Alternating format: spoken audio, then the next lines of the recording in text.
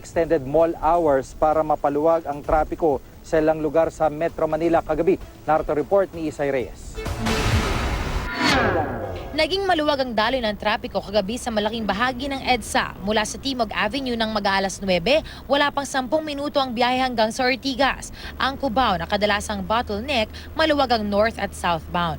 Ayon sa ilang commuters, maaari raw na malaki ang naitulong ng extended mall hours sa pagpapaluwag ng daloy ng trapiko sa gabi.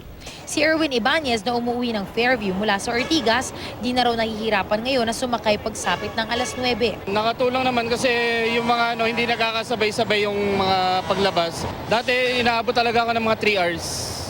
Biyahe lang one way. Pero ngayon, may mga 1.5 hour or kaya 2 hours. Nakatulong naman talaga. Ayon sa PNP Highway Patrol Group, sa Ortigas at iba pang bahagi ng EDSA na may mga mall, bahagyang humaba ang oras na maraming sasakyan ang nasa kalsada.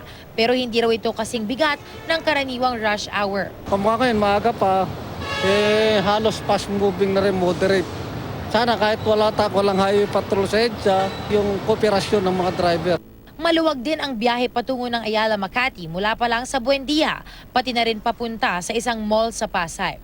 Dahil sa extended mall hours, hindi raw nagsasabay-sabay ang pag-uwi ng mga pasahero kaya't pabor sa mas nakararami. Nakatutulong daw ito hindi lang sa bigat ng trapiko, pero gano'n na rin sa mga gusto munang mag-unwind bago muling sumabak sa biyahe. Mas mabuti para hindi masyado din traffic at saka wala na rin masyadong tao.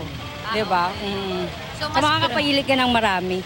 mas preferred niyo po yun? O naman, kung nagtatrabaho ka ng 8 to 5, may maabutan ka pa. Diba? Hindi gahol. Oo, hindi naman gahol. Bagamat marami ang nakaramdam na bumuti-buti kahit papaano ang trapiko, depende pa rin daw sa ruta ng isang pasahero. Hindi rin maramdaman. Kasi lahat ng mga empleyado, sabay-sabay din umuwi, lalo na yung mga nagsishopping ng panggabi. Parehas lang mo. Di naman lumuwag. Isay Reyes, GMA News.